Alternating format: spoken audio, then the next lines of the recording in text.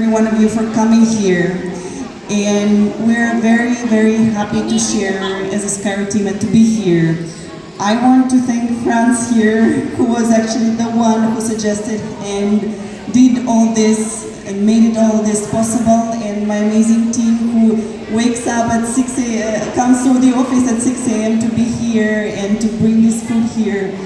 Because at Skyro we do have a big heart, and all these people do have very, very big hearts. And me personally, as a mom, as a person, I know that there are difficult times, and we're finance, we're monitoring prices, and we know that, well, it's getting more expensive and the fuel prices go up, and that's why we're here. That's why we want to at least bring the help we can today. So I hope that, well, this small gift from us is something that makes it lighter for you. So thank you for coming here, thank you for sharing, and thank you for allowing us to share this. For that inspiring message.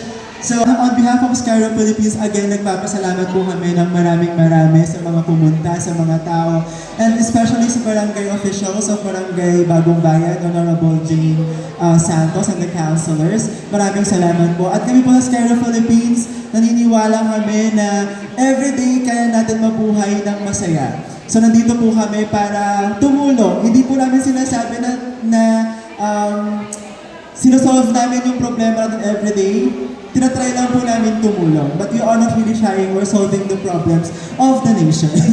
So, nito lang po kami para magbigay ng onting mga food packs, bigas, para kahit pa paano mabawasan po yung mga alaala nyo araw-araw. Nagpapasalamat po kami kasi Kap, tinatanong ko kanina, Kap, paano mo ginawa to? Sabi niya, may coordination siya with the group. O Kap, palapakan natin ang ating kapitan. Sige nyo, napakaganda yung programa na to, di po ba? On behalf of the councilor, mga kagawad po natin, nagpapasalamat po kami sa Skyro Philippines. Skyro Philippines, Madam, thank you very much. You know, the prices of commodities here in the Philippines are very high because of the conflict in Iran and US and Israel. And this would be a very, very big help to our constituents here in the Philippines. Thank you very much, ma'am. Pwede po palapakan natin ng Skyro Philippines. I hope there will be a next time. Thank you very much. So yung pong konting paliwanag lang po. Ang po ninyo na pressure, na stress po ang council, especially ang ating kapitan, yung mga past few days, nagkaroon ng mga balita na napakaraming bibigay. This is limited lang po na tulong ng Skyro. Sana po, tulungan niyo po kaming magpaliwanag sa mga kapitbahay natin, mga kaibigan natin, na hindi po ganun karami. And siguro po, sa susunod Kap, di po ba, pag may magbibigay ng another na tulong, yun naman mga susunod, yung iba naman nasa member ng iba sector natin, yun naman po ang mabibigyan. Di po ba? Pwede po ba tulungan niyo kami doon? Para mapaliwanag niyo sa community natin na limited lang po yung tulong na ibibigay ng Skyro. Pero napakalaking tulong po nito sapagkat alam po naman natin, yung alalahanin natin sa mga bilihin natin ay hindi po ganong nakakasapat ang kita natin. Pero ito po, maraming tulong na maibibigay mula sa Skyro. So yun po, to Skyro Philippines, we would like to thank you all the members, Madam. Thank you very much for sharing your blessings to our community, our beloved Barangay Bagong Bayan. Thank you very much. And may God bless you all. Thank you very much. Magandang umaga po sa lahat. Isa namang hep-hep? Hep-hep? Okay, ginaya ko na yung kayo ng kay Kagawad Otno. So, unang-una, nagpapasalamat po ang buong sangguniang barangay. Kasama ko po ngayon, Kagawad Jessie Concepcion, Kagawad Luisa Cartel, Kagawad Rowena Blanco, Kagawad EJ Javier, Kagawad Lexan Aquino, Kagawad John Elmer Pagsisihan, Kagawad Arnold Caldoso, at syempre ang mga bisita po natin mula Skyro. Nagpapasalamat po kami kay Miss Iya at saka sa aking kaibigan, Sir Franz DC.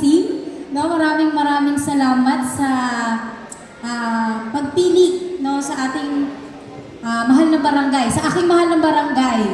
na Bagong Bayan. No, so on behalf of the Sangguniang Barangay, together with my fellow councilors, we would like to express our heartfelt gratitude to Skyro Philippines, no, for their generous donation of 500 grocery packs and 5 kilos of rice for our community. At ang maganda po doon, napagdesisyonan po ng Sangguniang Barangay na itap po ang iba't ibang sektor, different sectors from our community, including PWD, senior citizens, solo parents, delivery riders, delivery helpers, no, yung mga talagang apektado po, no, ng hamon ngayon sa ating bansa. And this meaningful initiative as part of our of your CSR, ma'am, reflects your genuine commitment not only to business excellence but also to uplifting communities and making a real difference in people's lives. So we also extend our sincere appreciation to the company's president, Mr. Nasim Ali, no? And to the entire marketing team led by Ms. Iya, and for your compassion and dedication to service.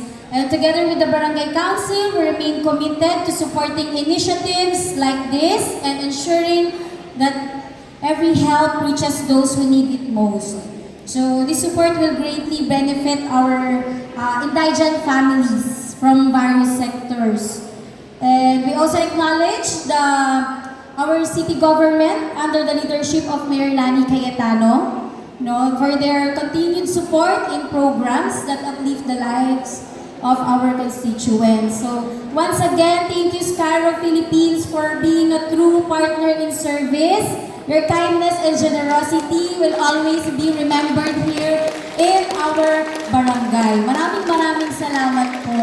At yun nga po, sabi po ni Kagawad Jessie Concepcion kanina, Kagawad, na sana po iparating po natin, no, sa ating po mga kasamahan sa kapitbahay, kaibigan, na limitado lang po ang blessing na mai-share ngayon ng Skyro, pero napakalaking bagay po ito para po sa ating community. No? It shows Skyro's commitment beyond business, no, na makatulong, no, sa mga nangangailangan. So yun po, maraming salamat ulit Skyro Philippines at sa buong team, no, for sa pagpunta nyo dito sa aming barangay. At God bless you all po. Maraming salamat po sa inyo lahat.